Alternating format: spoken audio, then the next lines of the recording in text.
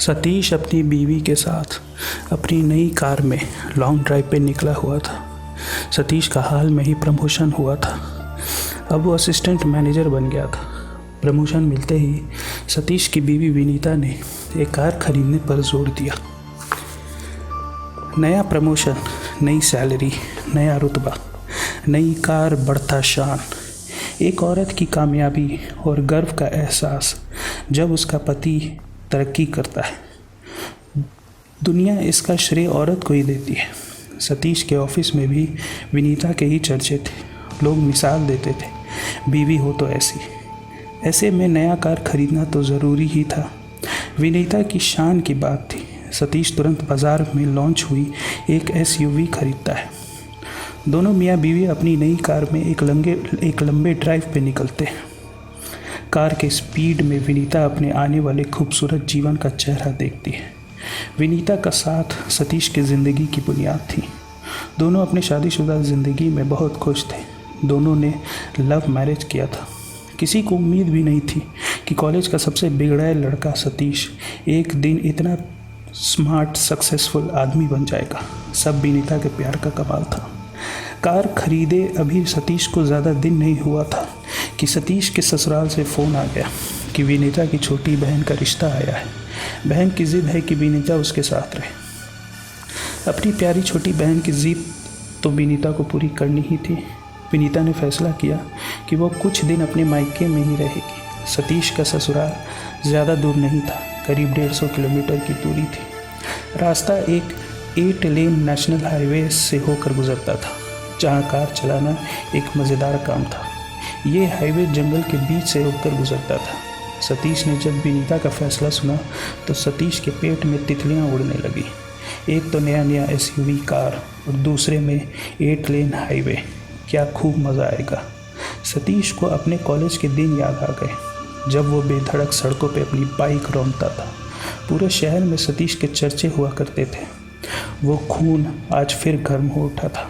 सतीश का प्लान था कि वो विनीता को उसके मायके छोड़ देगा और लौटते वक्त अपनी नई कार को हाईवे पे फुल स्पीड में रौंदेगा। विनीता और सतीश अपने कार में बैठते हैं और धीरे धीरे कायदे से कार चलाते हुए सतीश अपने ससुराल पहुंचता है। ससुराल में खातिरदारी करते करते रात हो जाती है। विनीता सतीश को रात भर रुकने के लिए कहती है, पर सतीश बहाना कर देता है कि अगले दिन ऑफिस जाना ज़रूरी है। सतीश इंतज़ार नहीं कर सकता था, उसे तो बस तुरंत हाईवे पे उतरना था। सतीश विनीता से इजाज़त लेकर निकल पड़ता है। ये हाईवे जितने चौड़े होते हैं, लोगों का जोश भी फैलता जाता है। अपने अपने कार को रफ्तार के उस जगह पे पहुंचा देते हैं कि उन्हें एहसास होने लगे कि अब वो उड़ सकते हैं। पर यह हाईवे बड़ा जालिम होता है। ये आंखों पे पर्दा डाल देता है। इसके मोड़ पे कईयों ने अपना संतुलन खोया है, और जब रफ्तार में संतुलन बिगड़ता है तो सामने जंगल के पेड़ होते हैं और खाई होती है, जहां मौत उन्हें अपने बाहों में भर लेती है। जंगलों में रहने वालों का मानना है कि हाईवे के उस मोड़ पे जहां ज़्यादा लोगों की मौत होती है, उस जगह पे उन लोगों की आत्मा एक बार लौटती ज़रूर है। किसी को पता नहीं कि वो कब आते हैं, पर वो एक बार आते ज़रूर है। शायद उस दिन भी वो आए थे जब सतीश अपने ससुराल से लौट रहा था। रात बहुत हो चली थी। सतीश अपनी कार बहुत तेज़ी से चला रहा था। उसके रगों में खून बहुत तेज़ी से दौड़ रहा था। उसकी आंखों में एक गज़ब का जोश था और चेहरे पे मुस्कान। सतीश अपनी कार चला ही रहा था कि एक तीखा मोड़ सामने आ गया। सतीश ने कार मोड़ा पर उसका संतुलन बिगड़ गया। उसकी कार हिचकोले खाते पेड़ों के बीच घुस गई, पर सतीश ने किसी तरह कार को रोक लिया। कार रुकते ही सतीश ने राहत की लंबी सांस ली और ज़ोर ज़ोर से कहने लगा कि भगवान तेरा लाख लाख शुक्र है। सतीश के हाथ पांव काँप रहे थे। उसे बड़ा सदमा लग गया था। वो लंबी लंबी सांसें ले रहा था, खुद को संभालने की कोशिश कर रहा था।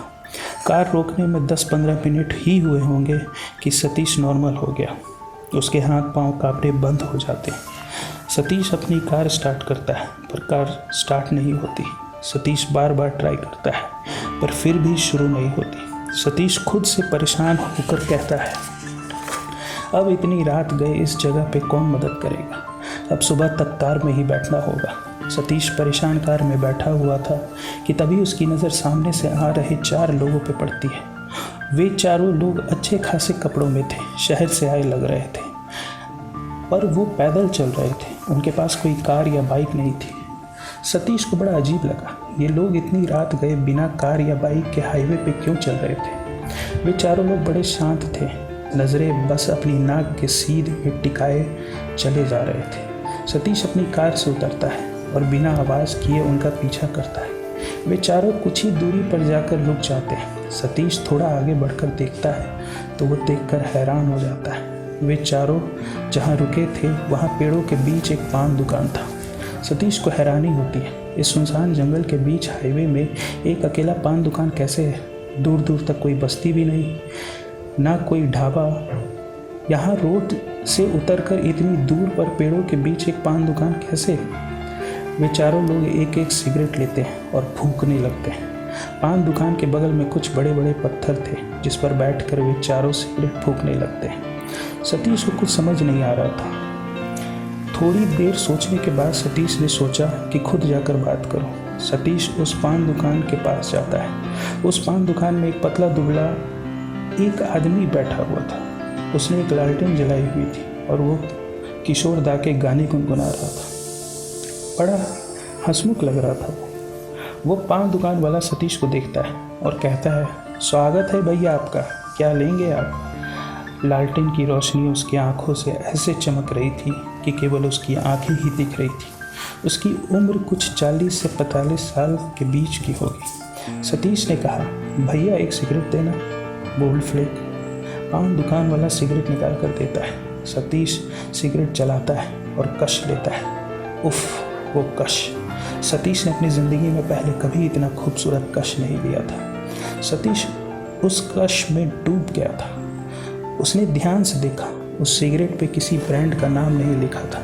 सतीश ने पान दुकान वाले से पूछा, भैया ये कौन सी ब्रांड है। पान दुकान वाले ने जवाब दिया, क्यों भैया पसंद नहीं आया।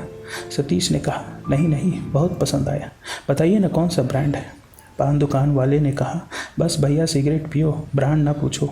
सतीश ने फिर कहा, भैया ये सिगरेट जितनी भी है सब दे दो, मैं खरीद लूँगा। ये सुनकर वो चारों लोग जो पत्थर पर बैठकर सिगरेट फूंक रहे थे, उन्होंने मुड़कर सतीश की ओर देखा। पान दुकान वाला भी हंसने लगा। उसकी हंसी भी बड़ी अजीब थी, न बनावटी न सच। पान दुकान वाले ने कहा, देखो भैया ऐसा है कि मैं एक ही सिगरेट करके देता हूँ, पूरा डिब्बा नहीं। अगर और चाहिए तो और दूंगा। सिगरेट फूंकना है तो पहले वाला ख़त्म करो। सतीश को बड़ी हैरानी हुई। उसने पूछा, ये क्या बात हुई, मैं पैसे दे रहा हूँ ना। पान वाले ने जवाब दिया, अपना पैसा अपने पास रखो, वो मेरे किसी काम का नहीं।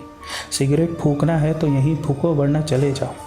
सतीश को कुछ गड़बड़ लगा। एक तो सन्नाटे में ये पान दुकान, ये चार लोग बिना किसी सवारी के, ऊपर से इस पान दुकान वाले का ये नियम। सतीश को महसूस होने लगा कि कुछ तो गड़बड़ है। चले जाने में ही समझदारी है, पर वो कश, उस कश की कशिश सतीश के जहन पर भारी पड़ गई थी। सतीश उस कश को और लेने के लिए वहीं रुक गया और सिगरेट पर सिगरेट फूंकने लगा। न जाने सतीश ने कितने सिगरेट फूंकी होगी, हिसाब लगाना मुश्किल है। देखते ही देखते सुबह हो गई। सतीश कश पे कश लिए जा रहा था। हाईवे पे एक कार रुकती है, कार से 3-4 लोग उतरते हैं। हाईवे पे एक कार रुकती है, कार से 3-4 लोग उतरते हैं और हाईवे से उतरकर पेड़ों के बीच कुछ देखने लगते हैं। थोड़ी दूरी पर सिगरेट फूंक रहा सतीश उनको देखता है। सतीश को ध्यान आता है कि उसकी कार वही है। तुरंत सतीश दौड़कर उस जगह जाता है और उन लोगों से पूछता है कि क्या देख रहे हैं आप लोग। वो चारों लोग सतीश की बात को अनसुना कर देते हैं और आपस में कहने लगते हैं कि पुलिस को बुलाना पड़ेगा, लगता है रात को ही एक्सीडेंट हुआ है। सतीश एक्सीडेंट सुनकर चौंक जाता है। वो पलट कर देखता है, पेड़ों से टकराई उसकी कार उसके सामने थी। सतीश देखता है कि उसकी कार के परखच्चे उड़ गए थे। ठीक कार के सामने ज़मीन पे पड़ी थी खून से लथपथ सतीश की लाश।